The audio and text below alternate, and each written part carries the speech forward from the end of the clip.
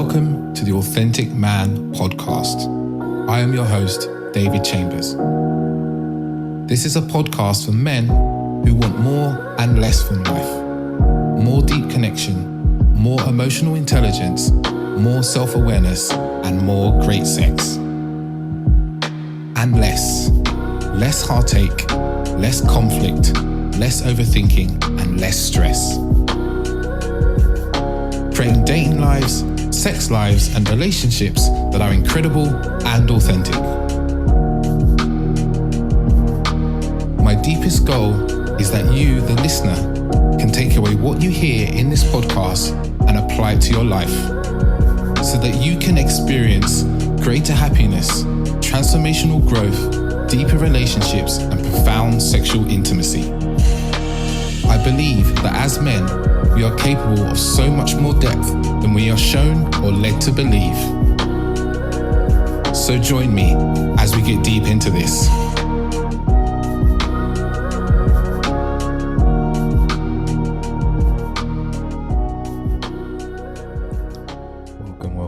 Welcome back to another episode, another rip-roaring episode of the Authentic Man podcast. I'm your host, David Chambers. I'm a men's dating, relationship and intimacy coach. I work with men to help them create passionate and loving and connected and exciting relationships by really tuning into their true self, learning more about themselves, getting more perspective and more wisdom about who they are and how they want to show up in the world. And I do this all on the side of my coaching work and my work in workshops and so forth. Today we've got a wonderful episode. I feel like I haven't talked about relationships that much in the last few months. I know there was the episode with myself and also my partner, episode number 100. I can remember that one. It's not too difficult to remember. But I haven't talked about relationships. I talked a lot about, intimacy and so forth. So I thought I'd get an expert in, a love and relationship coach. Andrea, she's wonderful. She is incredibly knowledgeable and I love this episode. I love recording it. I learned so much about relationships, and there's a lot of our resonance of both our own experiences of relationships and also the way in which we coach and work with people to help them build stronger relationships. So, you're in for a really good treat, right? I'm just going to tell you about what I've got coming up in the not too distant future. I've got a few events. On the 16th of February, I've got a Tantra for Solo event. I run this with also my partner. We've been running this for about a year and a half. It's a really beautiful evening. You come and we take you through some learning about Tantra, learning about some of the original origins of Tantra, some of the, the finer details of the non-sexual as well. And we take you through some exercises to have an embodied experience of what Tantra is. And these are exercises you can take away and you can do yourself afterwards. So it's a really worthwhile workshop. And that's at 7:30 p.m. GMT. And then there's another workshop we've got on the 20th of February, which is our guide to tantric foreplay, which again we've had really good reviews when we ran this last year, probably about 6 months ago now almost. And so we decided to bring it back after a few people asked us when we were going to do that next. So that's on the 20th of February at 8 p.m.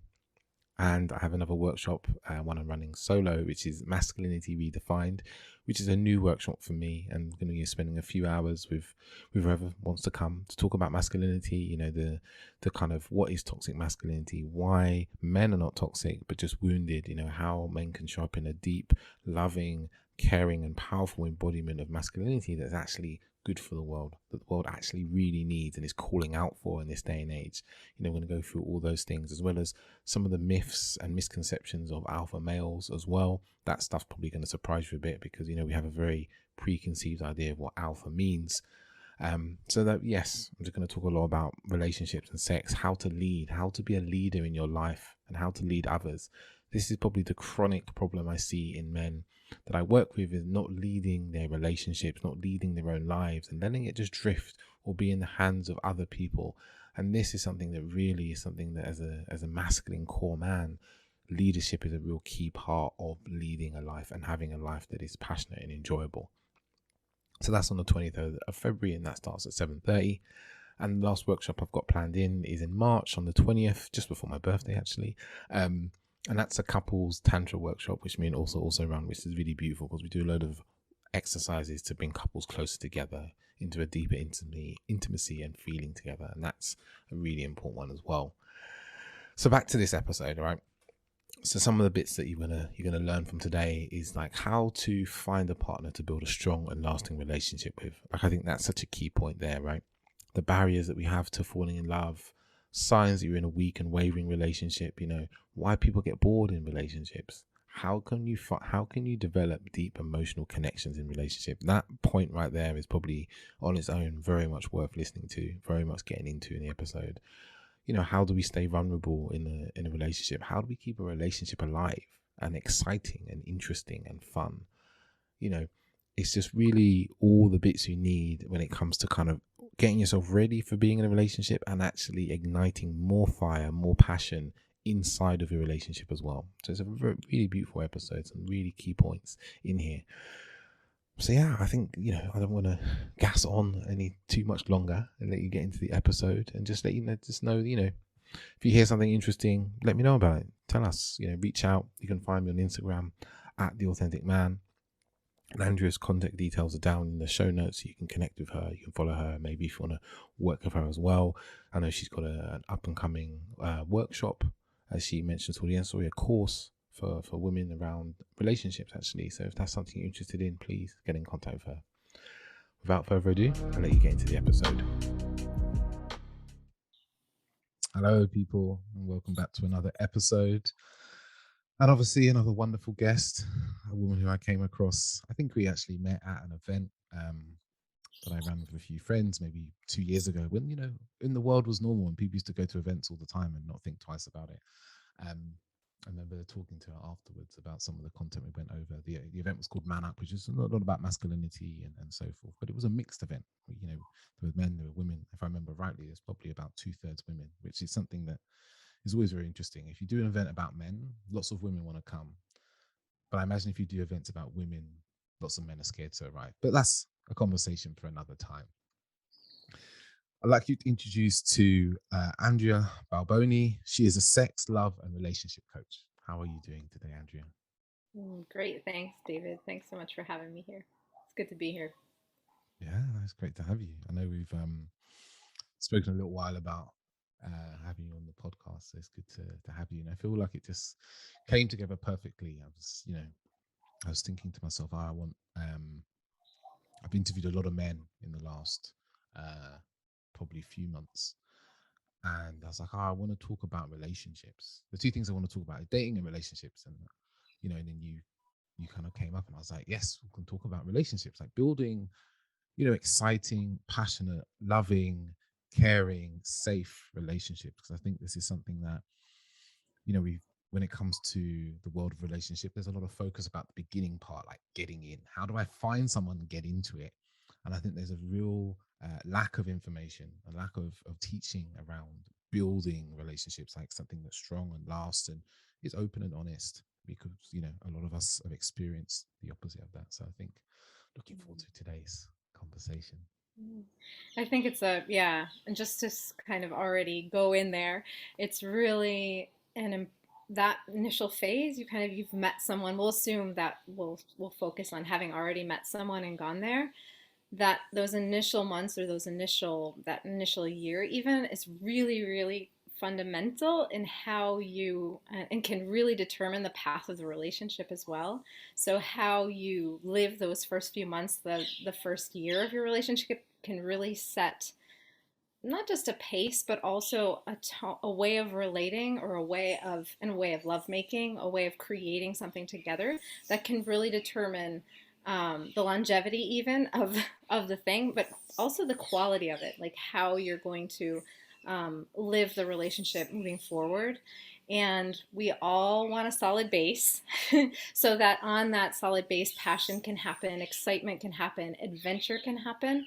And when we establish the foundations, let's say in this early phase, in a really, really good way, like a fun way, a healthy way, but a really, really good way that feels good for both people, we know what we're dancing on, and so we can then dance. It allows a stage, or it allows like a platform that we can then play out this adventure of this relationship and have it be everything that we want it to be. So that I'm excited to go in with you on this, on what happens in that early phase, how we can really build that foundation so we can have the fun that we really want to have. and the excitement and the adventure, the eroticism, everything. So yeah, good start. Mm, I like it. mm. Yeah, and I know from experience, those early stages, the people think they're just, let's just have fun and be easy, but actually it's very important to set a really good tone for communication, which I'm not going to get into right now. I'm just saying this from my own experience of myself, and also we had a very interesting beginning of a relationship because we were in an open relationship for the first few months, and it caused a lot of turmoil and upset, but we were always committed to working through it. So it meant that now having conversation about certain things is so much easier because we're used to, like, if she's crying, to me, I'm like, oh, she's crying. It's not a bad thing. I've had to attune my nervous system to uh, crying actually quite a lot in the last couple of years, because it's not something I was very good with before. Like many men, if I saw a woman crying before, I just wanted her to stop, because if she's crying, she's in pain. I've done something wrong. Now I've come to realize crying is a bit like laughing. It's just on the other end of the scale. It's a different end of the scale, totally. Yeah, Yeah, yeah. and being able to hold that space, as we say, or just be with someone when they're having a full range of emotion, opens up a whole new world and deeper connection and all the good stuff. So, yeah, good. You're doing exactly, actually, when a guy can be with the crying and not have to fix or go in there and do the thing, it's the biggest gift ever. So, well done on yeah, rewiring probably. There's getting that nervous system in a space where you could really just be there and stay there and have it be about her really, which is what it's about. So yeah, well done. Yay. More men And like David Chambers, please. Thank you. I'm doing my best out here. I'm doing my best. Good. Good model. So I'm going to start with the question I ask all my guests, because I think it's always a really interesting answer that comes from this, and something for listeners just to grasp of who that we are, just normal, regular people. We have been for all of our lives. Is how did you come to do the work that you do now?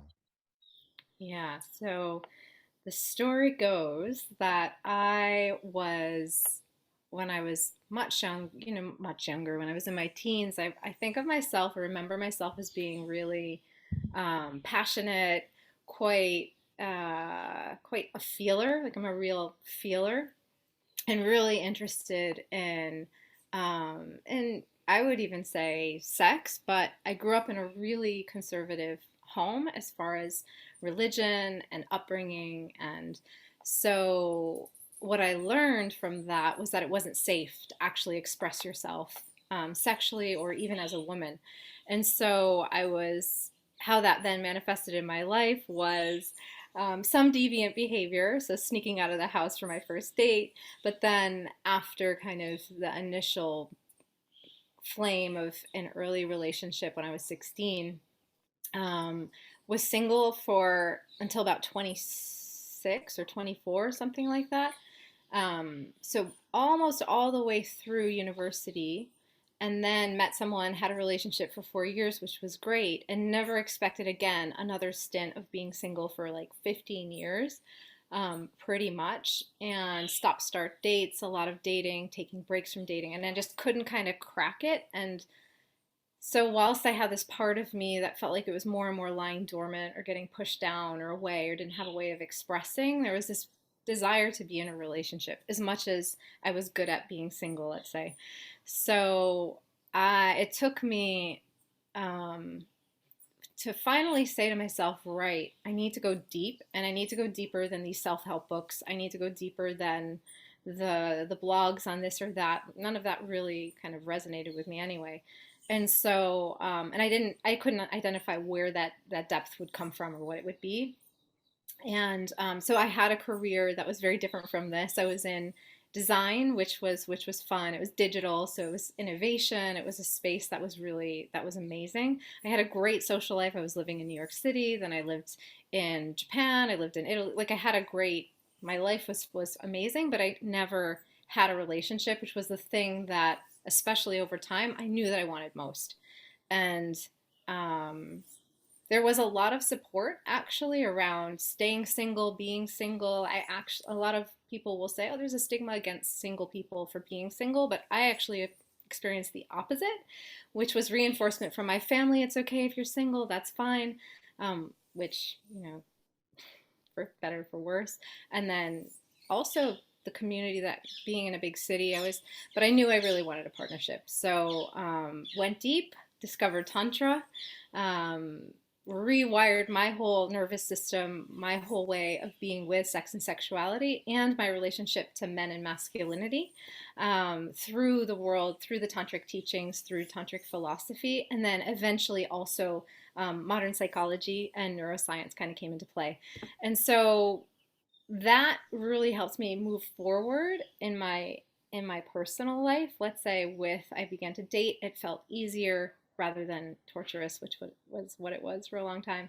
And then but I wasn't really sure if it was something I would do as a career. I was also doing energy work, so I was learning. I became a Reiki master. I was doing shamanic practices. I became a yoga instructor.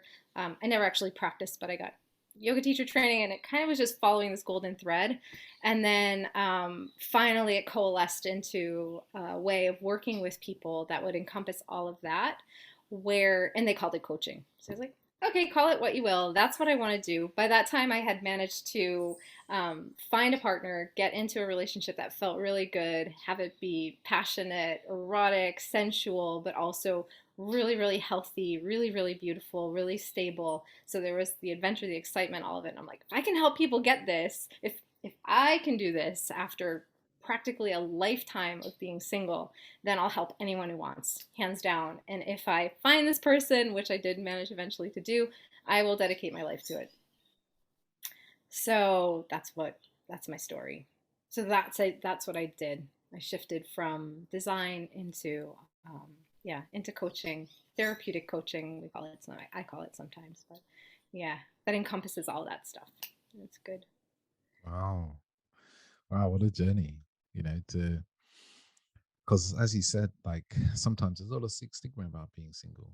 Um, and I think even more so for women, if I'm really honest. Like, I've got three sisters. One of my sisters is older than me.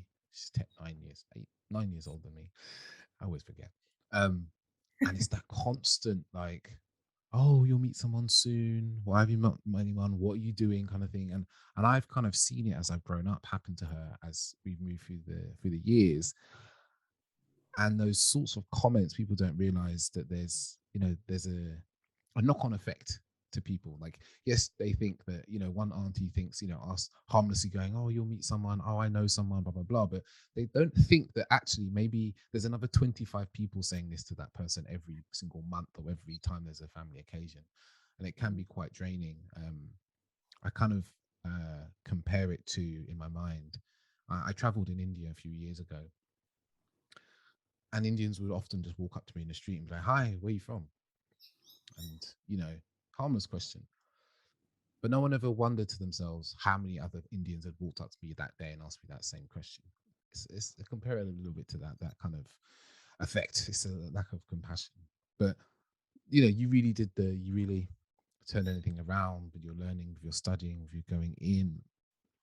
And it's fascinating, right? It's amazing. I'm sure we'll unpack a lot of this in this episode. And it gives not necessarily hope, but there's a lot of people often feel like, oh, I've been single for 10 years, that's it, I give up, it will never happen for me.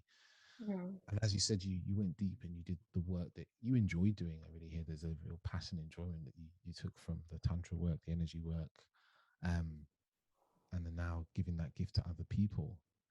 um,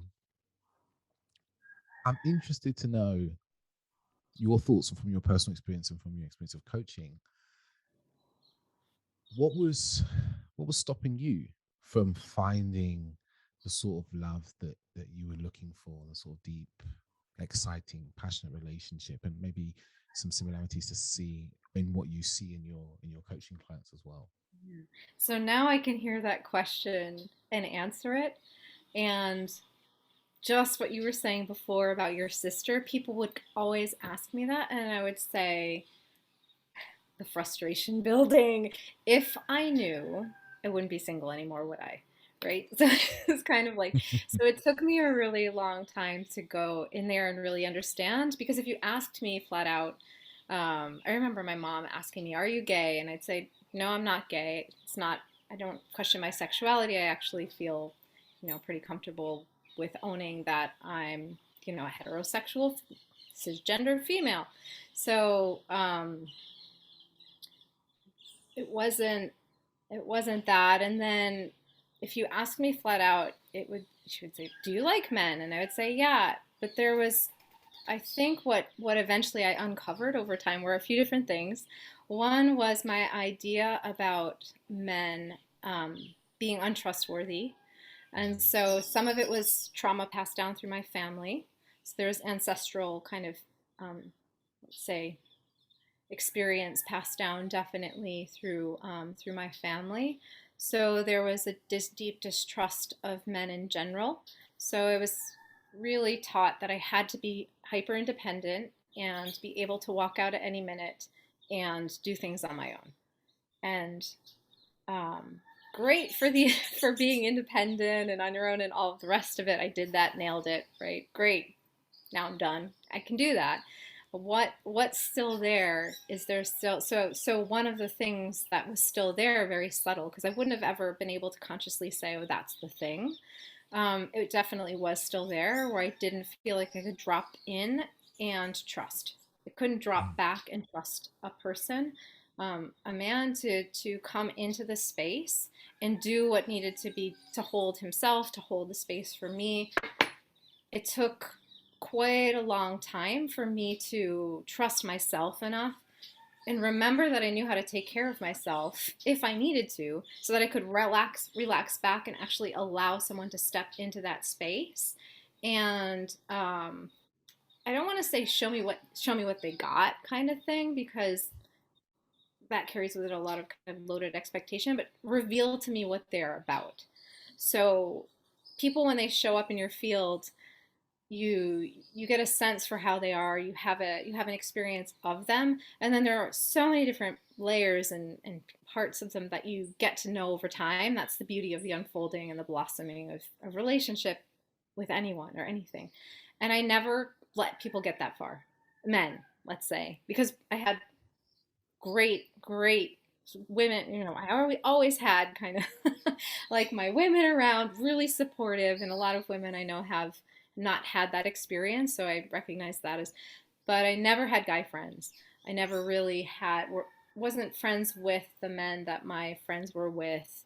I have a great relationship with my dad, so that would also kind of not quite square, because my dad's just a wonderful human.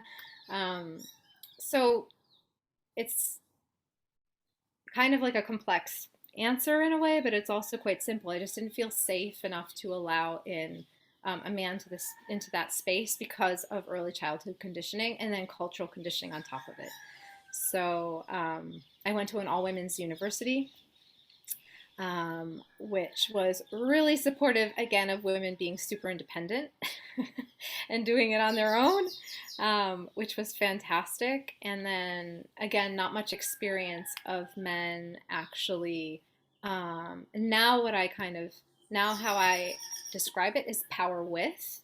So, men being in their power, in their sense of self, in their center, women being in a similar space within themselves, but then really dancing in the power with space, because we know we're living in the patriarchy, we live in these systems of oppression, and we haven't seen that it's starting to, we're coming towards it, but still we don't often get good examples or see much in the world of this very healthy balance, and still sparkle and still kind of like play and dance of a couple, a hetero, and I'm speaking about heterosexual couples, but it doesn't necessarily have to be a gendered thing, where there is that dance. And so, not having many examples, having had a childhood where I had a particular kind of inheritance of trauma, especially from the masculine side, then having that reinforced through my peer group and the space that I was in academically, even, and then I would say the systems of oppression and culture and society as well, and the space that we inhabit also as women, in a world that's still grappling with this thing of how can we all be together and empowered and empowered with each other? How can we be with one another together? So, does that make sense? Oh, totally, totally. No, it's Yeah. interesting what you say about the power with, because what we're so used to, and what we are, as you talked about, the kind of socialization and the ancestral that we get passed down, especially this the societal, and and also what we see is this idea of power over by men, right? That is almost the tenet of the patriarchy, I guess, isn't it? Is that it is power over. There is no power in power with, there is only power in power over. Or you could argue that the power over is out of a fear of being powerless. But maybe that's another conversation another time. But we are so indoctrinated, not we, but a lot of women and even men, that men are all about power over, or we see a lot of instances of power over. We look at our politicians, we look at sometimes our friends, our parents, even the television that we watch, all these things. We see a lot of men power over women, or in relationship, or even in organizations. And this kind of just trains us that this is how men are, right? And if you kind of couple that with this idea of not feeling safe with men, you've basically got the evidence of why you don't feel safe, and you continually find evidence. It's this kind of confirmation bias that will always be coming. And I think that this is something that I see with a lot of women that's come reach out to me, actually, through Instagram, especially, like, oh, what do I do? I'm looking for a man. And I'm like, okay, I maybe talk back and forth. And then I see some of the comments sometimes they write on posts, like any time that I did a post recently where one of my guests, he described men as the backbone of the world. And a woman said underneath, no. She was like, women are the backbone of the world. Men are the power and the cause of all fuck ups. And I really sat with that. And I've actually replied to it, if I'm honest. I've come to realize that arguing on Instagram is like, I don't know, pissing in the wind. It's a pointless activity. So I just realized that there's like, if we have this in our mind, as you said, it's very difficult to allow a man into our lives, or especially a powerful man, or a man who's in his power, because the story we'll have is, oh, if a man is in his power, he will take power over me, and that's not what I want. And then we get this idea we get from a lot of different avenues that the only way to be a safe woman is to be an independent woman, right? To be a completely independent, financially, energetically independent woman. And this is the kind of, some people might not like this, but I see this sometimes as some arms of the feminist movement, that this is the feminist goal, being a completely independent woman who relies on no man, because if you rely on a man, he'll have power over you. And any dependence is power over, even interdependence. And I see how this is hurting a lot of women, this idea. It really stops them from finding love. And I'm hearing that you kind of, in my many words, you said in a more simple form, as that's a lot of what you kind of experience for yourself. Yeah. Yeah. So many of the women that I work with now are like me. And so, and also it kind of goes to say, when you do move so far into that space of, yes, you could call it independence in a way, but it is a wall building system. So we build walls, um, that we feel keep us safe and keep us removed from actually coming down and meeting a person where they're at, which was, yeah, I guess what I was saying when it was kind of leaning back almost and creating space for someone to come towards. Many women don't have that space there because the walls are there protecting.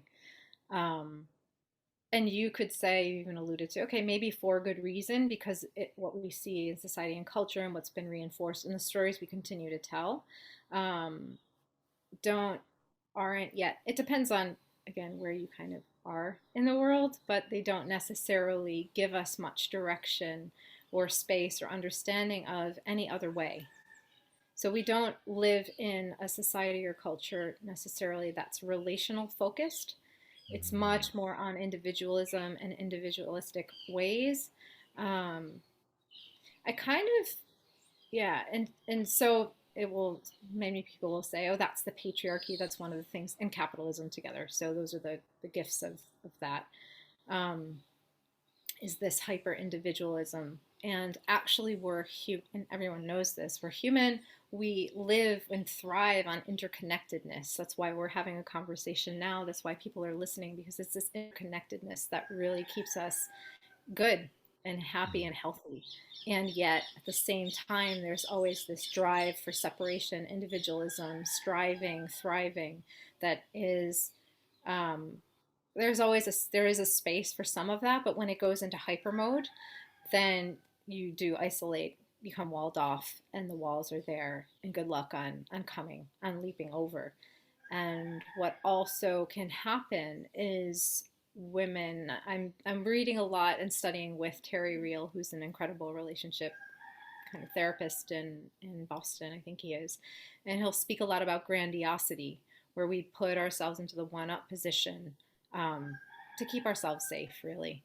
And it feels like as women are working to climb back into that space of being on par with, that we're stepping over into a lot of times grandiosity. I can say from personal experience that I have been there, and that a lot of that messaging came down again through the environment that I grew up in, because of the experience of the women in my family.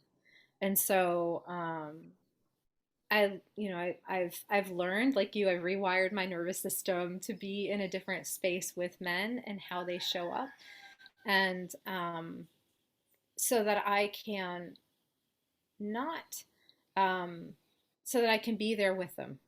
So even though our experiences are very different, it's we kind of are doing the same thing. Yeah. How do we be with this being in front of us, this person in front of us that's coming with such a different energy and such a different way, and show up and still feel really good about how we're there and feel wholly ourselves as we're there, even as we're different than how we used to be. And so that's a real journey. And I'm sure it's the work that you do with your clients. It's absolutely the work that I do with my clients. It's incredible because we become more fully human through that process, so that we can step more into the aspects of ourselves that we haven't ever had have explored in quite this way before. And I feel like that's really one of the gifts of relationship and relating, is it gives us a chance to really be more fully human in a way that once we work out how that wants to happen, when we are there, we just feel so much more ourselves in a way. Um, which I think is it's actually a paradigm shift in how we think about what relationship does.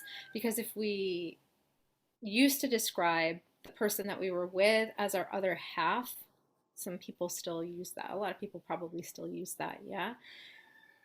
For me, it's not, or my experience of relationship is not that another person is there to fill that gap or fill that space. That other person, what the opportunity has given me is for me to fill myself out more. Mm. So they don't do that job. They're helped, like they're part of that, the journey to that, but I'm more fully human because I'm getting to know the parts of myself that I hadn't been able to explore without having that other person there. It's very different for me anyway. It feels very different.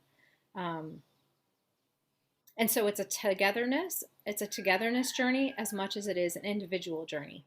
And so it is a nice balance between this thing of almost this, the paradox of being human, right? Everything has its opposite. And so as much as we become more ourselves in a relationship, we're also doing that very much together with another.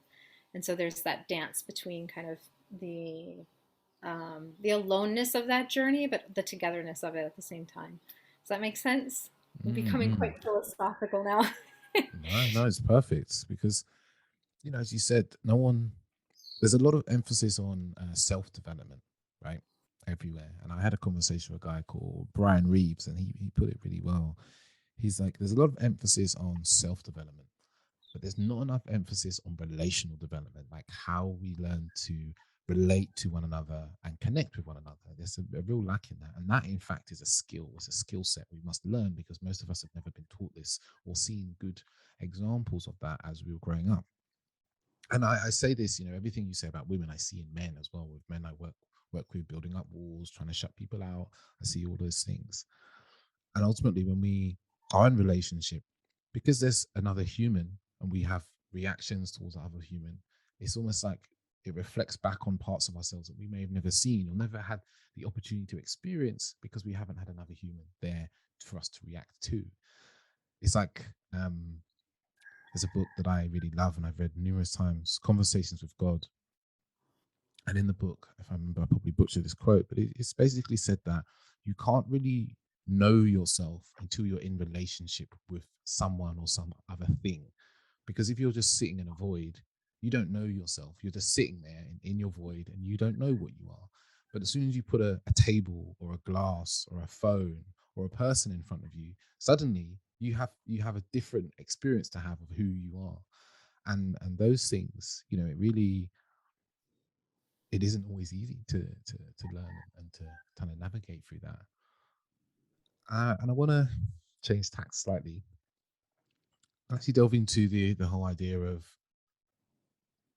being in relationship. So a lot of people, as we said before, there's a lot of talk about getting into relationship and what we need to do. But when we are in relationship, sometimes we're in a relationship, we don't know if it's a good relationship or not, it's a strong relationship or not, if the foundations are good. What are some of the signs that you see that people are not in a relationship that is kind of strong, healthy, and nurturing to who they are as people? Yeah, great question. Um, so relationships, where and when relationships struggle is when one or the other person feels that they don't have the space necessarily, sometimes, yeah, to fully live who they are or express who they are. They either get shut down, or the person doesn't have capacity or can't be with who they are and how they show up. um, a lot of times where the issues in relationship come up is when our people are pretty familiar now with inner children, right? Our inner children come out and play. Our adaptive children, the parts of us that when we were younger had ways of adapting to situations that felt overwhelming. Perfect, ingenious, wonderful. Except that now we're adults in an adult relationship, and so those modes of survival, because they were quite helping us to survive, are outdated. And so where most people fall down in relationship is when they allow those parts of them to come. It's not necessarily a conscious thing either. Those parts of themselves are the ones in the relationship and showing up, especially when there's conflict. So what wants to happen is the adult part of us, the wise part of us, wants to come forward, take care of that part that's showing up. That's the wounded child, the adaptive. And so that's all like great, because that's like coach speak, therapy speak. Like, where does it actually and how does it actually play out? So it can play out when there's intensity or conflict. One person may withdraw and run away, or maybe not literally run away, but withdraw, walk out, not necessarily tell the person when they're coming back, never necessarily come back and be with the conversation. Timeouts are great, they're fantastic when they're done consciously. When it's a walkout, a withdrawal, an escape, and because you haven't worked out yet how to be with the intensity, then that's one way that things can play out. There's another way that it plays out, which is anger. It can go into kind of anger, angry aggression, emotional kind of blah, all over someone. Um, it's another way where we haven't quite worked out how to be in a space of feeling within ourselves safe and secure and good, the adult part of us that can have a conversation about what we're experiencing without having the emotion um, flow all over the other person and overwhelm them. So learning how to be with what's coming up for you and be able to communicate that from a space and a place of calm and peace takes a lifetime, I would say, of practice. So the first step is recognizing if that's happening, when that's happening. So yeah, I'm not sure if I've described that quite.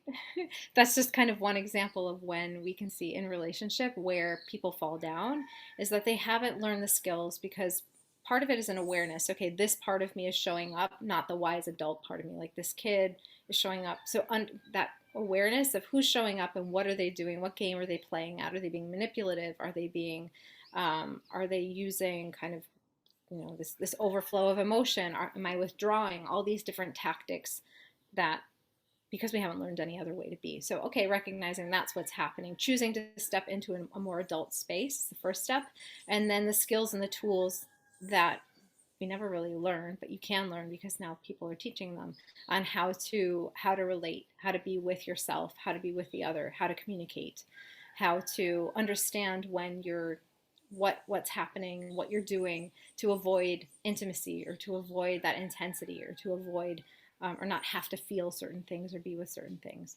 So, and then that plays out. So that plays out in all sorts of ways. That can play out in defiance, that can play out in some workaholism or any other ism to escape having to be in the intensity of the emotion or the relationship. It can lead to infidelity because now there's distance and people generally are lacking the emotional connection, or yeah, if it's sexual alchemy, they haven't been with the intimacy with someone to see, okay, how can we be together in this way and have it work. We just don't necessarily have the tools or are taught the things that we can do in order to explore that landscape and understand how can we be different in it. um, and oftentimes we'll try and treat the symptom rather than the root cause of what's going on. The root cause being deep understanding of ourselves and what's going on within us, and then stepping into a space where we actually have the wisdom to be able to navigate things differently, and then having the tools and the skills in order to do that. Because when we're in this kind of adaptive child mode, we don't want any skills and we don't want any tools, so none of the stuff that you learn is going to be any good. You've really got to make that step into the adult space in order for that part of you to be able to then navigate things. So it's a journey, I would say. Mm, Yeah. mm. So it's so I really hear you saying it's like most of the things that show up in relationships that are causing issues are really down to a matter of our ability to be with intensity. Yeah. And the intensity of the moment. So, like you were saying, when you're with someone, someone's in front of you, and all of a sudden something um, causes a strong reaction in you that can feel really intense. Yeah. So, or if you're a numb person who numbs out, all of a sudden you can just feel completely numbed out and separate. And you're like, what intensity? I don't feel anything. I'm completely numbed out. So there's different ways of that your body can respond or will respond to a trigger or a thing that's ticking you off, or a thing that really pisses you off, or whatever it does, or makes you feel deeply sad, or whatever the emotion is that you're experiencing, where you're like, this isn't what I want the relationship to be like. This isn't how I expected it to feel. Now what? What do I do? What do I say? How do I be? If I say something, will they explode and get angry, or will they leave? If I don't say anything, then more and more I'm becoming resentful, and there's the resentment that builds up. And so it's how, when we do feel in an intense emotion, or triggered, or angry, or upset, or whatever it is, how can we learn to be with that emotion, read it, understand what its messaging is and what it wants to tell us about the situation, um, and then coming back to the person and sharing your experience in a way that they can receive it. They're able to receive it and be with it. So you guys can find a way forward, really. Mhm. And what about, and this is a question that came from one of my coaching clients, is around like boredom, like, getting bored in relationship. This is something that I see with a lot of men, actually. Probably about 30% of the men that come my way are like, oh, I find relationships boring. I get bored in relationships. I don't want to be in relationships. I just want to be free. Um, is that kind of the opposite end of the intensity, where there's not enough intensity there, or is it a symptom of something else that's going on for them? Yeah, I would be curious to just ask questions to that, absolutely, to that person. And because boredom is like, uh, it has a similar kind of imprint to like when we do procrastination, or when people say they're lazy. People generally aren't lazy, and the boredom thing, it feels similar to that as well. It's like, okay, what's going on here? What's causing the boredom? Um, and I'm also, for me, also, it would be to understand, okay, what does feel exciting? So when are you feeling like excitement, energy, thrill? When does that show up? Yeah. And how does that show up? What context are you in? What space are you in? And what do you really desire? What do you really want? And what might that look like? And so, do you have an idea about what should be? And that sounds boring. And what you actually really want and desire looks different, but you haven't ever seen it before, designed it for, or thought about possibility of creating it. And so, is that what's happening? It's an interesting one. Because the flat answer would be, oh, you're bored. Oh, it's just because you're avoiding intimacy. You just don't want to be intimate with someone. And because actually intimacy is really tough and you have to stick around and do things and feel things and express things and share things. And that probably feels really unsafe because of your talk. Like you can go into a whole psychoanalytic like thing with it. So I always, my level of curiosity drops into a deeper place where I'm like, okay, well, tell me more about that. Like, what do you really want? What excites you? And what would feel satisfying and fulfilling as well? And let's work from there. And let's see what's keeping you from that. And then we can understand the reasons why that's not happening. So, starting from a different place. No, I know. I know, like you said, there's a kind of standard answer that we say, oh, you're scared of intimacy, running away. But I really agree. Actually, what you're saying is like a lot of it goes in like, what's in your mind? What comes to mind when you think of relationship? Well, what are the words and emotions that come to you? You know, because I think like the societal conditioning that we talked about earlier around women and men not being safe, I think there's also a societal conditioning which is I think is incredibly strong and has come through movies and television shows that I can remember seeing, and even things I heard my father say and other men I knew around relationships being boring, you know, and we take that on and we're like, oh, well, relationships are boring. Oh, I'm in a relationship. Oh, I feel bored. And it's almost like investigating our thoughts and going, wait, what, like you said, what is it? What would be exciting? What is my idea of exciting? Where's the gap between what's happening now and that? It's like, you know, because I was one who used to be in a relationship and be like, oh, this is boring. This is boring. I think my personal experience was that I was being passive with what I wanted. Like I would have gone, oh, I want to sleep with lots of women, which, you know, there was some desire there. But what I wasn't doing as well was I wasn't making the woman I was with into different women at different times. I wasn't allowing her to be that. I wasn't creating that in my relationship so that would create its own excitement, or creating different experiences which are exciting. We have this idea of in men, I think I see a lot, is that variety only comes in the package of different human beings. It doesn't Mm-hmm. come in the package of having different aspects of a single human being. It's almost like that takes a little bit more a fine tuning of one's presence and attention to just feel the slight difference between, you know, the woman you're with in the morning and the woman you're with in the evening, or um, the woman you're with when she comes back from work and she's had a big meeting and she's really, you know, like most men aren't able to kind of attune the different feeling of energy from someone, which means that they don't feel any variation when there actually is one, but they're just not aware of it, which can lead to this idea of being bored because they haven't been with a different human being. It's something that, you know, like I said, I think it comes up as it's a very common thing for men to feel that, you know, relationships are boring, they're not getting what they want, that sort of thing. But I think Hmm. you And said it really well yeah, there. It's a lot about how we think. yeah, and really interesting. It's really, yeah, it's so interesting to hear that. And I feel like where some of the gap is in ways of seeing things. So you've described it like the beautiful way of seeing different aspects of someone. We're infinite beings. Our souls are infinite, and so there's an infinite amount of variety within us. And um, there is also reality, whereas people get into patterned lives, and so that can feel boring. The repetition of their lives can feel boring. So part of it is seeing in the other aspects all the aspects that they show, the potentialities as much as the stuff that actually is there, and being with that. And that's the going deeper that you're describing that I love. It's so beautiful, and it's such a it is revolutionary because we don't necessarily think that way. We think that person's like that, we label them, they become the things, they become their habits, they become the way they wash the dishes and all the things. And then so the ask is to turn towards the person again and again and again and again, minute by minute, day by day, and see something new. And I also put the question back to the person and say, okay, what aspects of your life, were you to take this person out of it, feel boring? And so, what wants exploring in you?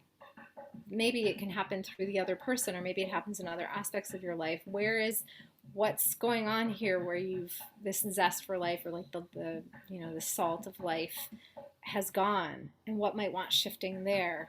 And maybe it isn't so much about the relationship or the other person, maybe it's about what's happening within you and your life, perhaps. um, but it made me think, the what you described is kind of like the story we tell ourselves, the story men tell other men, or that's bandied about, of like relationships are just boring. Well, the women who come to me will say, I don't want to be in a relationship because I don't want to be controlled. They won't say control. They'll generally say, I still want to be free.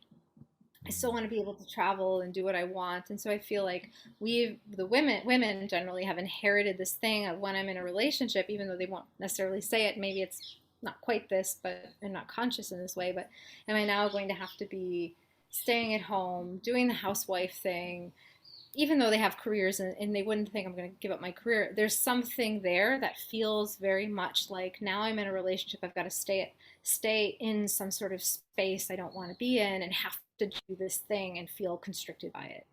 So my challenge is also these women is to say, really, is that really the relationship that you want? Is that something that you would say yes to anyway? And the kind of person that would want someone like that, would they even be attracted to you in the first place? It's kind of it's I think it's really good to question these ideas we have about the way things are, or the way things are going to be, and then say, how can we look at them differently and see things differently. So yeah, really interesting, that one. Because the word relationship carries a lot of charge, for people. As soon as you say the word relationship, we basically go into our memory banks and think of what is a relationship and what does that mean, and then we've processed a load of pictures, and then we just project that out without ever asking ourselves, is that the relationship I want, or is that how all relationships are? It's I work with a guy, something very similar, where he just was like, all relationships make me nervous, and I just said, who gets to decide what your relationship is like? And he said, I don't know. I said, well, have a think. And we got to it, and it was like, oh, first of all, it's like, no, the woman gets to decide. Does she? Does she get to decide? Maybe if you give her all the power to decide, then maybe it's like, well, we both get to decide. Okay, so how would two people go about deciding a thing? Like, how you want a thing to be? And it kind of comes as literally as you were speaking, I was like, God, I should just really run a workshop around relationship design, because it's so simple, right? But you get to choose what your relationship is like. Listeners, you get to choose, just like you in the morning when you wake up, you get to choose how your eggs are, you get to choose what your porridge looks like, you get to choose what clothes you put on. It's the same thing with a relationship. You get to choose what it's like. If you want certain aspects to be there, you make a choice and say, that's what I want. If there's certain things you don't want there, you say, I don't want those things. And if someone comes along and they want those things, then you have to negotiate or compromise or say no. We get to choose. There's no cookie cutter of relationship. Ladies, no man's going to come into your house and lock you in the kitchen unless you want him to, or you let him do that, or you are turned on by that. Men, no woman's going to come into your life and steal all your freedom, remove your phone, and never let you speak to your friends unless you allow that thing to happen, or you choose that, or that again turns you on in some way. Totally. Relationship design is, I love it. And it's what it's about, really. I mean, we're here to do this thing, to make something that works for us and create. That's why it's been a thing, and For me, shifting into this create a relationship rather than find love or find a partner. It's like we're creating something. You're creating love. You're creating a relationship. You're creating what you want. It's a more um, it's at once more organic and also determined. So you don't just find the thing. Like you don't find, you can, people find people all the time, I suppose, but that word just has so many implications to it. I think it's like, can it be just create relationship or create, because that's what you're doing anyway, to bring us back to kind of full circle, especially in those early months. In that first year of meeting someone, you're creating the blueprint for how you're going to be together. And if you do it early in that early phase, then it really can lay a really beautiful kind of, you know, runway to go and then take off into adventure together in a really good way. So it's not a compromise of excitement or adventure. Um, at all. It's creating the possibility and opportunity for that, even as you have a steady takeoff and like can go into the higher into the sky. So yeah, I like it. Good. Everyone create relationships. No more finding stuff. Ah, forget it. Finding stuff has a connotation of like accidentally stumbling across a pound coin down the back of the sofa or your old M&Ms or something. Like it's it feels so powerless when you say I found this thing. It's like, oh, finding, searching is a bit more intentional. Um, but I still don't like the idea of searching, because it's like the idea that there is just that thing out there, and it's there's a real lot of yeah, it's a bit grabby. I'd love to read somewhere around the different terms and the kind of energetics of like searching versus finding, waiting for love. That's another one as well. That's completely passive. I'm just gonna hope that someone Tried breaks that into my one. house. Didn't work. Hope someone breaks into my house and I'll, puts a ring on my finger, kind of thing. Um, you got to be self-responsible and take on some agency in these areas. And Definitely. another question I get a lot from men, and I actually get this from women more now as well, is around building a like deep emotional connection. So with the men that I work with, the men that I speak to through online and so forth, it's like, how do I build a deep emotional connection with women? And I get the same question from women often asking me, how do I build a deep emotional connection with a man? Which is a really, it's not an easy question because we're not all the same. We're not cookie cutter human beings. But in your experience with working with men and women, what are the kind of, I don't want to say the things you do because it's not, it's how do people need to be actually? Who do people need to be to create that deep emotional connection in the early stages of a relationship? So this really, the short answer, vulnerability. Yeah, it's being vulnerable. Be vulnerable, and then people will say it as if it's something easy to do. Be yourself. Be vulnerable. Okay, I'll just show up and do that. And it's kind of like, again, I know the answer. I just don't know, like, how do I do that? Like, how do I do that? What is it? I kind of, people generally have a sense for what it means, but it's like, okay, great, I'll just show up and be vulnerable all day long. Why do I? Then you have a vulnerability hangover, and it's just so it comes back to that thing of being vulnerable is super scary, and it comes back to what we were talking about before about kind of self-parenting is another word for it, where there's a part of you that's really scared about actually opening up to someone. There's a tenderness. It feels really scary. All of a sudden you feel yourself kind of going into a little bit of smallness, and you'll feel, that there'll be a real tenderness there. So how can you step into the part of you that can actually hold that tenderness and hold you through it?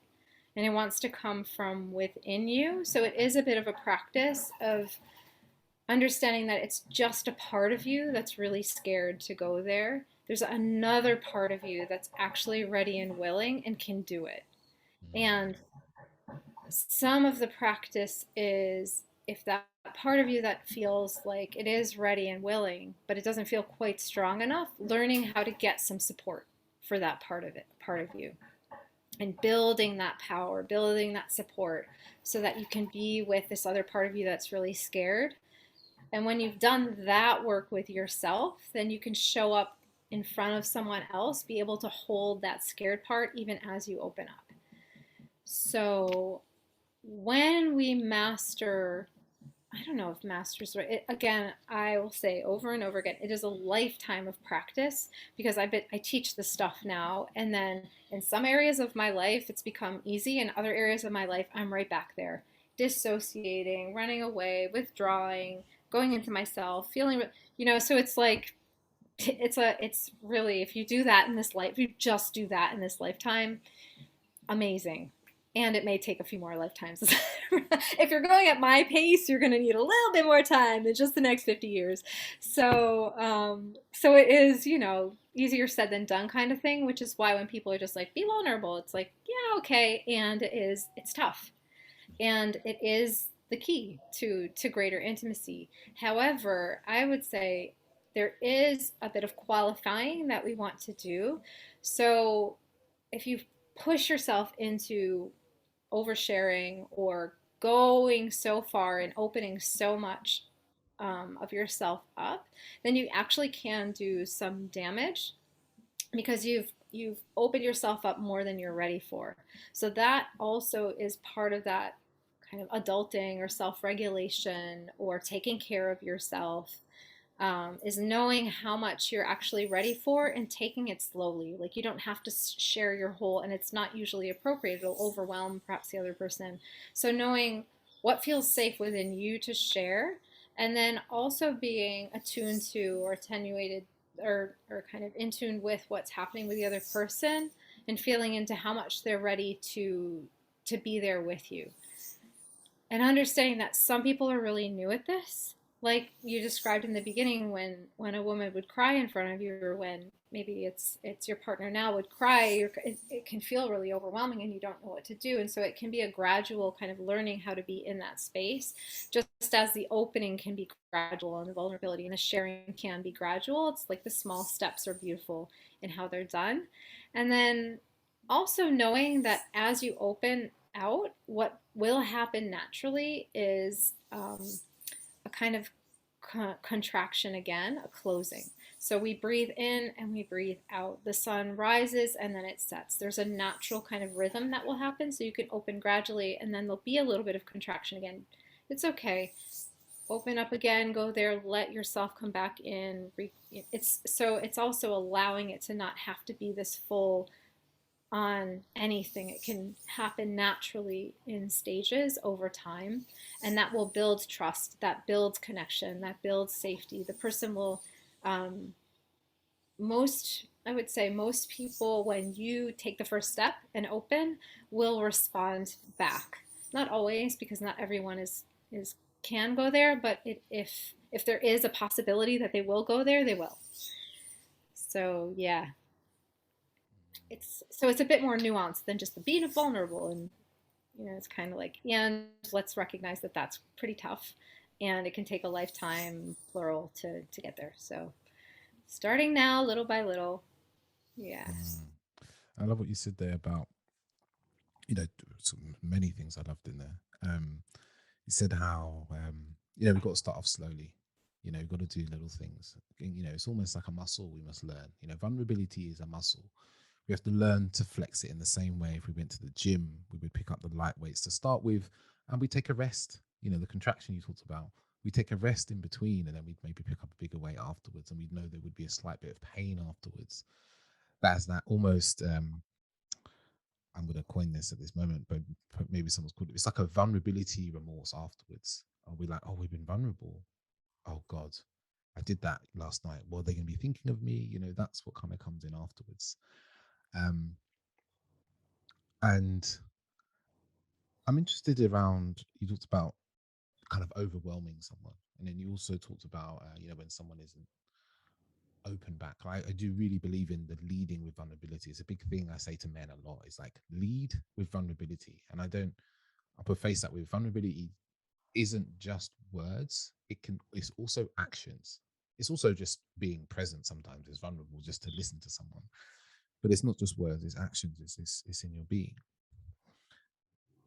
How can we know what to do? What do we do actually What do we do when we are being vulnerable with somebody and it's not reciprocated? They're not opening, they're staying, defense is up, they're staying close. I think this is something that, a lot of listeners are probably nodding along at this point, going, oh God, I've had this, or I'm doing, or I do this. That's something also.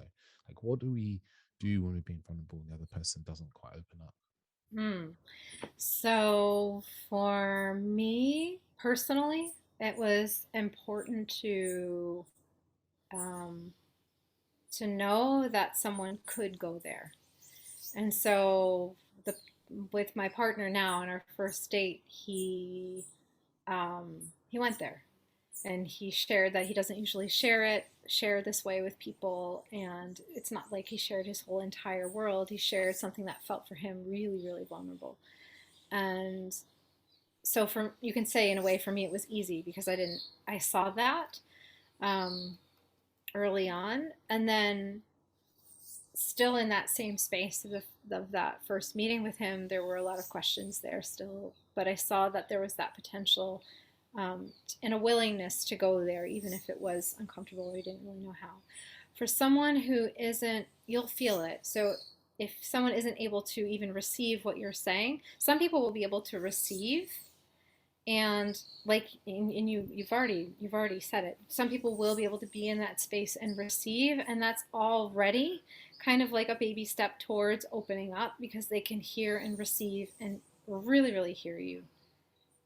They just maybe need another minute in order to open up back. Maybe they've never done it, or they've done it and been slapped, not necessarily physically, but it's just it's not worked out in their favor. And so there could be, there's opportunity there because you're feeling that there is some permeability. If someone's completely walled off and they're not even able to take in what's coming towards them, um, it could be that it's overwhelming them, and so they've got this work to do on themselves where they it's taking care of that wounded part of them, that part that did get hurt, and learning that whole process of kind of self-parenting. So do you stay? A lot of people will be like, well, when do I know how long to stay around, or how long to stick around to see if someone's actually going to come around and be able to be there with me? And it's kind of like how long is a piece of string.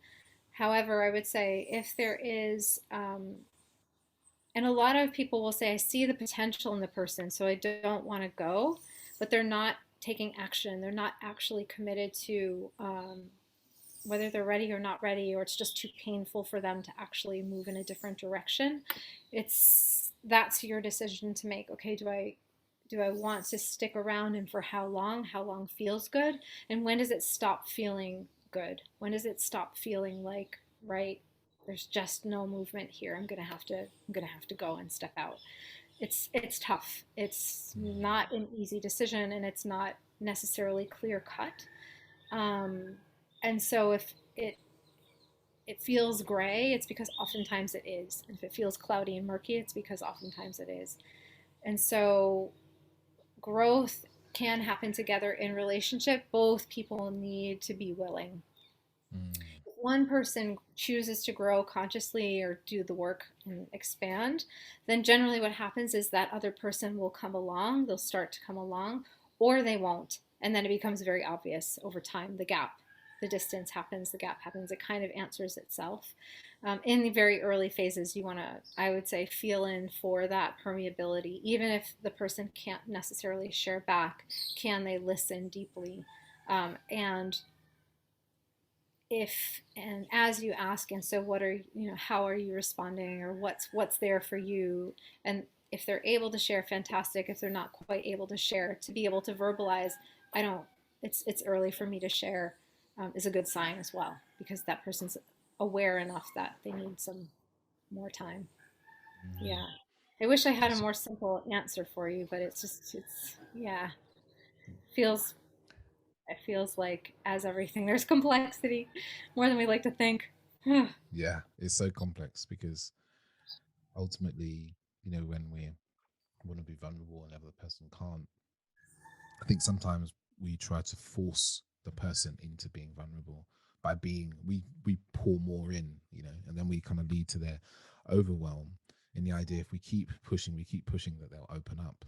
And sometimes what that person actually needs is the space not to do anything, to just, I think this is an interesting point. Um, is that we're in a relationship, we're like, okay, we really want this to move forward. So if I open up, they'll start to open up. And then there becomes this idea of like a slight resentment. And in our communication, that resentment is felt like, well, I'm opening up, you're not. Why are you not opening up? And then when that tinge of feeling gets into the communication and gets into the relationship, what I see from both my own experience of being on both sides is the person who, struggling with being vulnerable now has confirmation of that it's not safe. It's like, I'm not opening up and they're getting resentful. Oh, I don't feel safe now because I can feel this, I don't want to call it necessarily negative emotion, but this emotion I don't like to feel from this Mm. person. So I'm going to retreat some more. And then at those points, often the resentment increases. But what that person really needs is like real deep love and acceptance for where they are. Like, I've opened up about my childhood. Thank you for listening to me. I'm really grateful that you listened. There is no pressure for you to say anything. I'm just really grateful that you were able to listen to me. Like, that's kind of acknowledging someone for just being and saying thank you for just being. And that kind of, it kind of warms the heart and makes you go, okay, oh wow, they're really grateful for me just being. Oh, I never even realized. Normally I have to respond and this person's grateful. I feel a little bit more safe now. And there's no pressure when, yeah, to share back when you're not ready. You just don't feel ready for whatever reason. It's just not right. And I love that. It's beautiful what you shared because it is that does build trust and safety as much as sharing does, really. And so, yeah, and then it will unfold over time whether that person can meet you in the way that you want to be met, or whether it's just and that you could even say is style of relationship. It's a style of relationship thing. It's really, really important for you to have a really wide open heart and to be sharing all the time. And the other person really isn't like that. Maybe that's just a style of relationship or relating that isn't quite right. And maybe it also would evolve over time because you've allowed the time that it took the person to come towards you, the time that it took for that person to feel good coming towards you in the way that you respond to well. So, yeah, beautiful. Love it. Mm, yeah. And, you know, we talked a little bit about, the emotional connection and building that early on and talking about the vulnerability and how that's so important in the early stages. Is there anything else actually that's important in the early stages of the relationship to start building a good foundation? Yeah. Um, trust, I would say, in trusting the process. So it can, and it's kind of a beautiful segue because what you've just described is really an allowing. It's the allowing of something to or someone to open up and for things to unfold in um, right time for them. And so part of what wants to happen, especially in those early months, is I don't want to generalize because I think it's challenging for most people, is that not knowing. Like it's those initial months of the not knowing. So that really requires a lot of holding of yourself. A lot again that whole adulting, that self parenting piece is key for almost every aspect of relationship to be able to it's kind of the foundation. It's holding yourself in that early space so that you can be in you can be with flow. You can be with allowing for how it might unfold, even if it wasn't the way that you might want to or think it should, or would feel safer having it go that way, or more excited if it went a different way.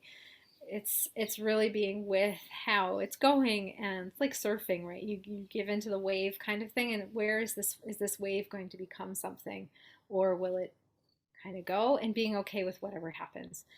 Um, Honest open communication is it's like a classic thing, and in order to be able to be in that space again, it requires a lot of holding. And also I would say it is it is boundary work to a great degree. So we have internal boundaries where we share as much as the other person we perceive is ready for. So there's some internal boundary stuff happening. And then the external stuff. So what's coming towards us, is it coming at a rate and a pace in a way that feels good for us? And being able to verbalize when you need more space or when you would like something um, different, would like to experience something different through a request rather than a demand, or in a you're sharing from a sure spot or a neutral position. So, and again, I would come back to, I think in that earliest phase of navigating things is to be communicating how you're experiencing it and also allowing it to become what it will become. It's tricky stuff. And so if you can give space to that, then it also is, um, it really does set you up moving forward to allow the relationship to develop in an organic way as well, whilst expressing your experience of it, so that you're not holding back and becoming resentful or pushing the person to be different from how they're ready to be and how they're ready to show up. Um, yeah, it's really, really key, I think, in sharing where you're at without any agenda. And Mm. that's a really tough line to pull, because you haven't, of course, we have an agenda. We want to be in a relationship and we may really like the person and we want to move forward. Or we need time because for whatever reason, we just need a bit more space and time. So sharing what we're experiencing from a space of it's true, it's trueness, it's authentic, it's what we're experiencing without the emotional charge that comes with it and the demand and the expectation or the anything is, yeah, key. Yeah, Mm. a practice. It's all practice, because it's great to kind of say, yeah, do this, yeah, do that, and then it's when you're in it, it's tricky. Yeah. Yeah, So yeah. mm. What you said there about stating what you want and where you're at without expectation demand is such a powerful piece, because when we can express what we want and what we desire and how we feel, but we need nothing from the other person, we we don't kind of project anything onto them, and we give them space to answer us in kind in the same way from what is it that they want, without this feel like, I'm expected to say something, or I have to say something, or if I don't say a certain thing, something bad might happen, might be hurt and upset. And it just gives people space to express, as you said earlier, openly and honestly in those situations. And if you're that person, if you're the person who's like, right, I feel overwhelmed or whatever it is that you're experiencing when the other person shared, and you're not, you want to be there, but you just don't know how. That's all that needs to be said is, like you said, thank you for sharing. I hear you, I'm seeing you. And yeah, it's great. I would love to share. I just don't feel ready right now. You can't even, I kind of, it's a funny one because you don't it's not explaining yourself. Like you don't have to explain yourself. But if you're feeling like there's this sense like within you that you want to go there and you want to open up, you just don't know how and you're not quite ready, you can say that. You can say, I really would love to share as well. I just don't feel quite, I'm just not quite ready yet. But thank you so much. It was great to hear what's going on with you. Um, it the things that are coming through my mind is like it gets you out of it, it buys you more time, kinda, but it's really just it's giving yourself what you need and Mm. taking responsibility as well, rather than forcing yourself to share when you're not ready, or just withdrawing and the person feels like you haven't heard them or listened to them or appreciated the fact they've shared. So it's kind of saying, it's allowing that communication to happen without having to expose yourself when you don't feel ready to, or open yourself in a way that doesn't feel good, because it can feel like exposure. You feel like, I'm not ready to be. It feels almost violating if you do that before you're ready to yourself. Mm. So you want to respect where you're at as well, and Mm. then also meet your edge. So Mm. that's the balance. Mm. Yeah. Because what you said there, it really allows us to. It also is a really clear communication. Of saying I'm not ready yet. Opposed to not saying anything, which is like okay, what's going on for you? I don't know. You haven't said anything. But when you say, there's things I'd like to share, but I'm just not ready to share them, it's a really good sign, if you know, for the listeners. If you are with someone and they say that to you, that is not them not communicating. That is them communicating crystal clear to you. If you meet someone who says, I am not quite ready to share about this right now, you have met someone who knows how to communicate very well, because they know how to communicate when there's nothing they want to communicate. You know, it's a very powerful way to communicate. Totally. Yeah. And it gives the other person, for me, I become more curious about the person because um, for me, I become curious about, okay, what do they actually need in order to feel good about opening up? Is there anything, even I'll take it on to a degree that may or may not be healthy, where is there anything that I can do to help them feel safer? Or maybe it is just stepping back and giving them time. There's not really pressure, but because they've communicated that, I know there's a willingness. It tells me there's a willingness, they're just not ready yet. And that they're likely going to be available at some point, but just not right now. Rather than not saying anything or shifting the conversation, it's like, but did they hear what I just said? I just shared something that was really, did they hear me? Maybe, what's going on with them? Are they, so it's, yeah, I love how you just, definitely for the listeners, sharing that you're not ready to share yet, but that, yeah, maybe one day it will happen, but not, yeah, it's good. Mm. No empty promises, though. No. If you're ready, you're ready. And because you may not, you may never feel safe with the person. Even if the person shared vulnerably and opened up, you may not feel safe with them. You may not feel safe in opening up yet, no matter who it was. And so it's just acknowledging, I've heard you, I'm not quite ready to share, is enough. It's clean, it's good. And yeah, it says everything it needs to in that moment. So Mm. Yeah. Yeah. Mm. And back into the theme of, people that are in relationship. If you're in a relationship and you feel like you'd like the bond to be stronger, you'd like the bond to be deeper, more exciting, more passionate, is it that we should go to many of the things we said before around, at the beginning of a relationship we need to tend to, or there's some kind of different elements of a relationship we need to kind of tend to at that point? let's talk about the body and nervous systems because I think a lot can be done without words. Um, and even just now in the conversation with you, I'm realizing I've done the usual thing, which is you've got to talk and be vulnerable and talk it through and open up. And yeah, and there are other ways to build connection that aren't even necessarily sexual, if that's not where you're at yet, that are so powerful in building closeness. So our nervous systems, like how our body responds to another person in front of us, is a is how we actually relate in a lot of ways to what is there.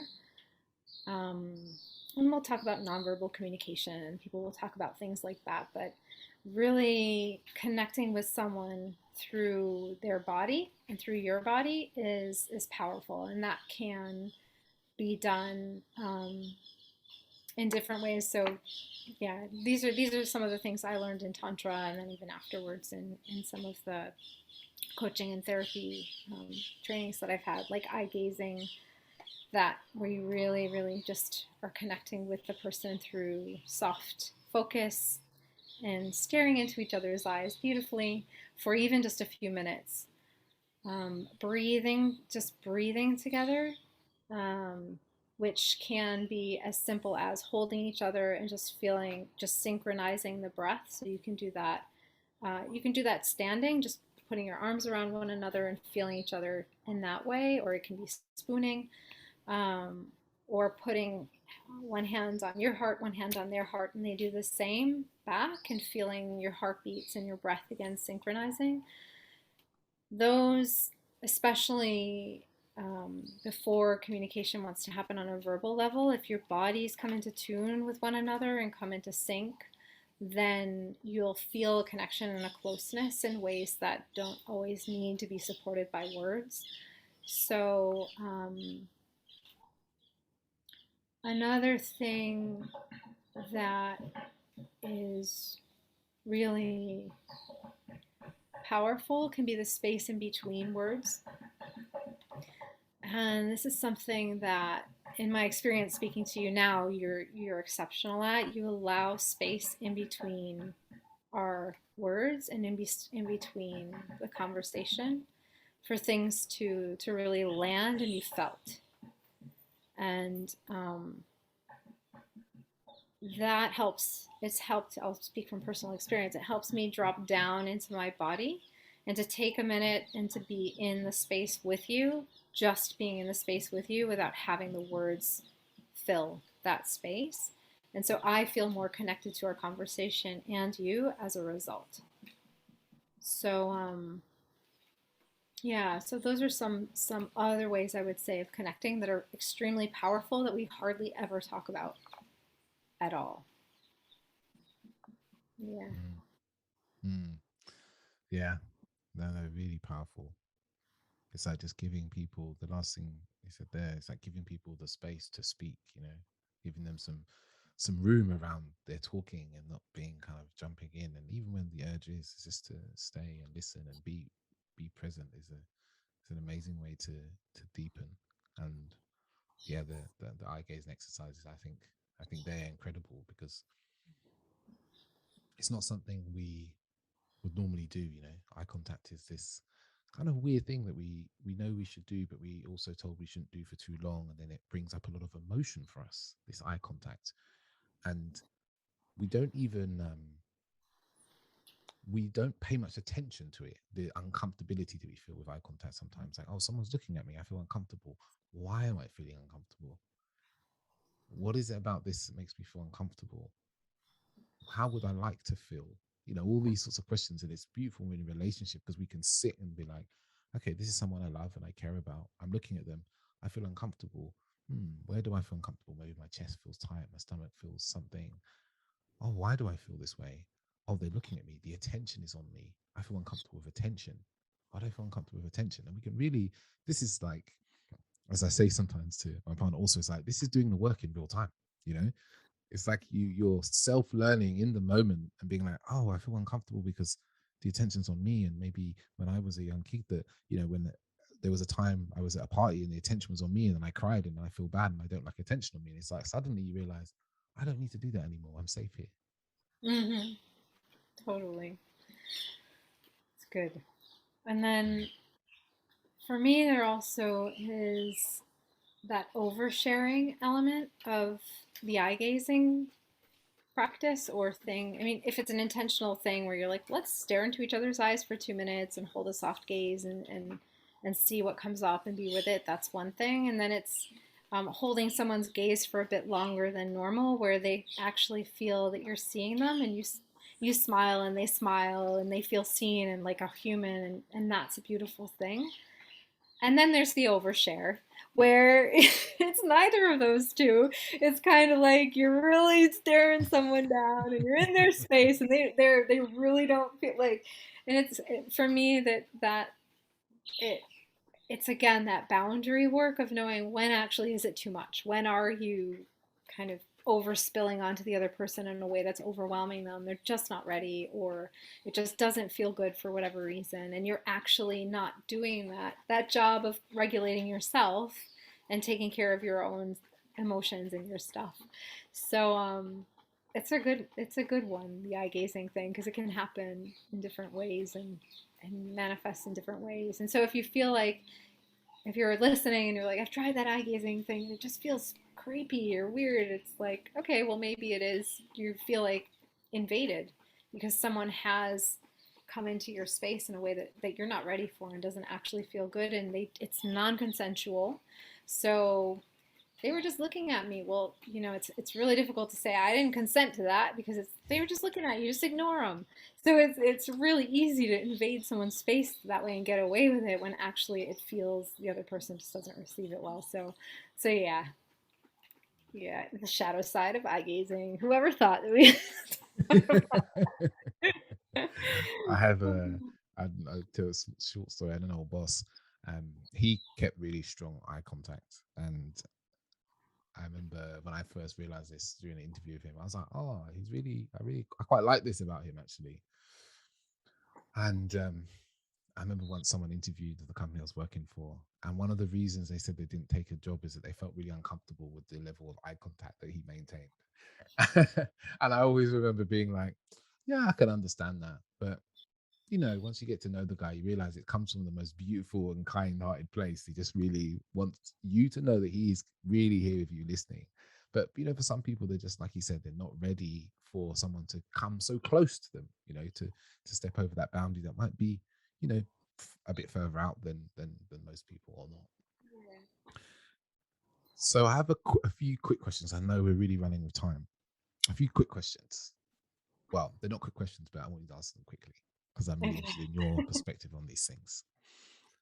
So the first question is, how can a man who's had painful or negative experiences with love or romance change his mindset? Change his heart set and change his body because there'll be a visceral reaction as well. Change, rewire. So I'm going to guess that when this guy comes forward, he's like, right, I've been hurt so many times. This is going to be war. I'm like, am I going to, it feels like stepping into the battlefield again. And it's like all the tension's there and all the is there. And so how can he come into a space of feeling good again about stepping towards relationship? Is that how it is? Yeah. Um, Pain is real. Pain is real. And so it's acknowledging that you've been hurt and that it's hard and it feels like shit uh, and would you it's almost that classic question of just because of that, and that's not a just, it's like it's a big thing. Um, are you going to say no to something that you really want? And so if the decision is no, actually, even though there's been all this pain and all this, it hasn't worked out for me yet, you know what? If it takes me the rest of my life, I'm going to get up again and I'm going to brush the dust off. I'm going to get up again and brush the dust off. And so it takes resilience in that way. And it's really easy to harden up. And so that's where you say, all right, I'll get up again, I'll do it. But the armor is getting thicker and thicker. The walls are getting greater and greater. And so it really for me, it comes down to a question to yourself deep in your heart. Am I willing to actually do this again, risk the hurt again, risk the pain again, for the experience of, um, companionship, of love, of relationship, but really for the experience of we'll come to the personal growth thing, right? So it's your decision. If you step onto this journey as one of, it's so hard to say this because you're either ready to hear it or you're not. When I was single for 1,000 years and went on 500 dates and they never went to the third date, I was like, really? So you'd have the times when you dig your heels in and you're like, I'll go on 10 more. And then it'd be like, I'll take a complete break. And then I got to a space of this middle ground of, okay, I may never meet my person in this lifetime, or the people, because maybe there'll be more than one, who knows, in this lifetime. But I will get up, I'll show up again and again in a softer way where I'll see what I can learn. And I'll see what it became my own way of growth and development almost. How can I be different? Or how can I show up as more of myself? How can the parts of me that didn't express get to express? And I call it now a soft hold on the result, because we all, of course, want the result, which is a relationship. And if you can get into the space of the soft hold, which is where my clients generally get to, so no matter what happens, they're all right. And it doesn't seem possible when you start the journey that you'll ever get to that place, because that's not where you ever think your destination is. You think your destination is relationship, the thing, the prize, whatever. But what does become the magic is that soft hold. It's not caring whether you get it or not, because you're still deeply invested. It's the thing that you want most in life. And if it never happens, somehow it's okay. And so, yeah, I'm not sure if that's what people want to hear or might be ready to hear or whatever, but it's just when it becomes about the deepest compassion and care you can have for yourself, and the and seeing this space as one of the arenas where there's the most potential for you to self-actualize, actually to self-realize, to become more whole in who you are, then it becomes a whole different, dare I say, game. It becomes a whole different playing field.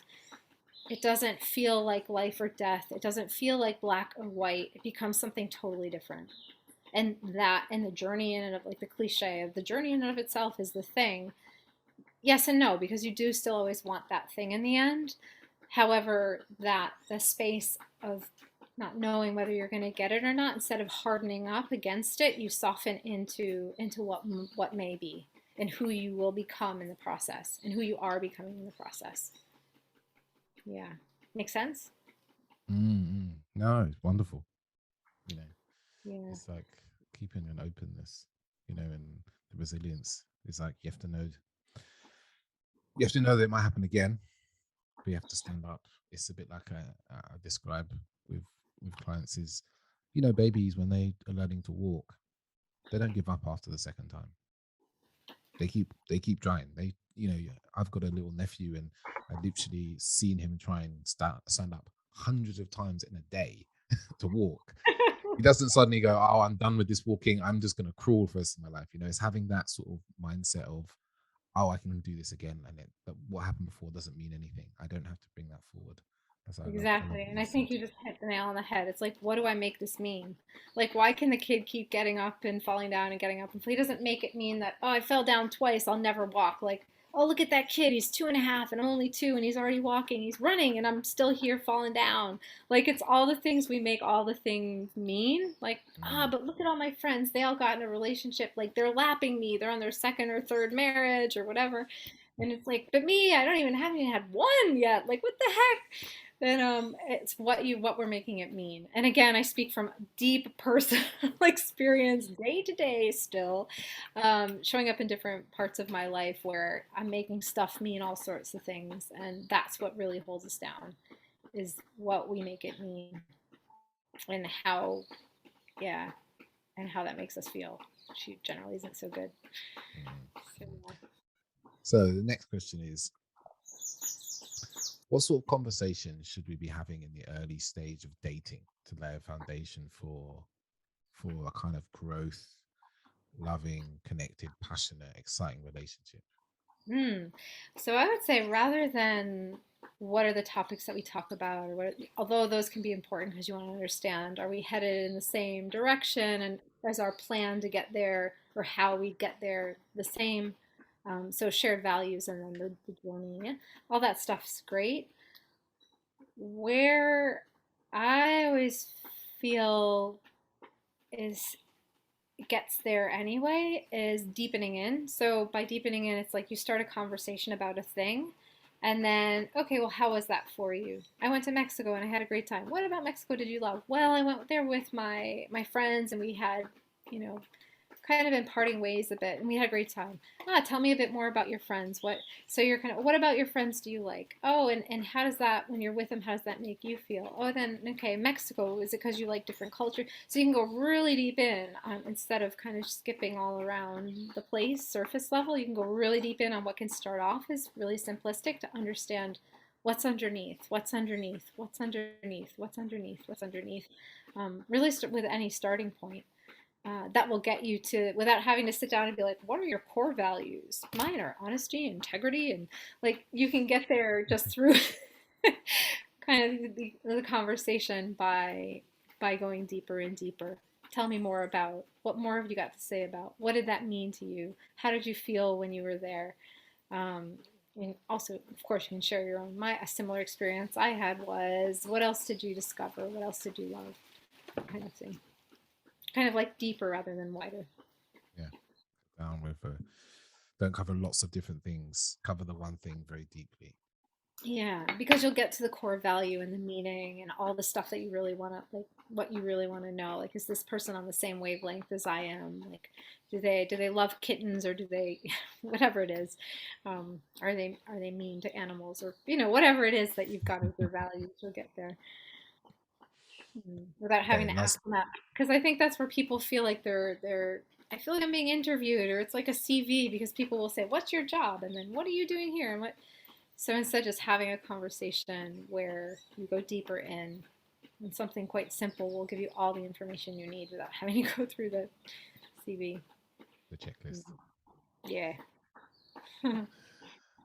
Okay, last question. And this is kind of tied to the boredom in relationships. So if we have a fear of, boredom in a relationship, how can we recognize if we found a genuinely good woman? How do you feel in your body? Mm. So when you feel you're in a really good space in your life and you feel the potential for, I like potential for growth or expansion, or even it can be, it doesn't have to be an outward expansion. It can be like an inward turning and a deepening in. However, what are the, if you can remember a context or a space, or the people around you, and let your body remember how that feels, then when you're with a person where you're touching in on some of that, you're in a good space. You got the right person in front of you. And that doesn't mean that there's not going to, it won't feel like challenge or there won't be friction, because we want growth. So even though we desire, this beautiful, romantic, passionate thing, we also want some friction because we want to grow. So it's Mm. not, it's a good challenge. It's that good challenge. Um, so if you really are in a space with someone where you feel like, right, there's expansion and I feel like there's a bit of challenge here, then you're going to be in a good space. And then it's over time, I would say over time, people show up and reveal themselves. And so, yeah, giving it a bit the time that it needs. And then if it feels like it's dragging on and things aren't moving forward or more deeply, then maybe it's time to go. Yeah. Wow, thank you, Andrea. That's so we packed in so much in there, so much knowledge, so much information, so much wisdom. So big thank you. I know we've run over time considerably. Apologies for that. But I guess the listeners now are wondering, where can they see more of you, where they can connect with you, where can they work with you if they'd like to? How can they get in Yeah. good contact with you? So newsletter is really good because that's where most clearly things get communicated when I have them come out. So if you go onto my website, Lush Coaching, Lush coaching.com, then you can sign up there. And then I'm in the social space, so Insta is there as well. And I do, with men, I do one-to-one coaching. So I do coaching with men and women, and I also work with couples. So depending on who you are and what space you're in, then I can meet you there. And then I do some group programs. So right now, Roadmap to Relationships, which is coming up next month, is, I'm not sure when this podcast is going to go live, but February 2022, that course is opening. It's open for women. Likely, I'll be opening it up for men as well, so it'll become a mixed experience. But right now, it's just for women. So website, newsletter, definitely sign up. It's great, and if you reply there, then I speak right back. Insta as well, and um, yeah, the best places. Awesome, awesome. All the details of how to get in contact with Andrea are going to be down below in the show notes. And I'm sure that both of us would love to hear, if you've learned something from this episode, maybe something that you can take into your dating and love life or into your relationship. Get in contact with one of us or both of us and just tell us what that thing is. Or, if you've implemented something we've talked about, tell us how it made a difference, because it really, when you share your learnings and you share what's made a difference to you, it kind of concretizes that in your own mind, in your own being, because it doesn't just, you put it into words. It really helps you learn more and move forward faster. Yeah, DM us or comment or hear, and yeah, I would love to hear as well. Thank you, David. Thanks so much. Great conversation. So thank you, Andrea. Thank you for your time. Thank you for your energy. Yay. Cool.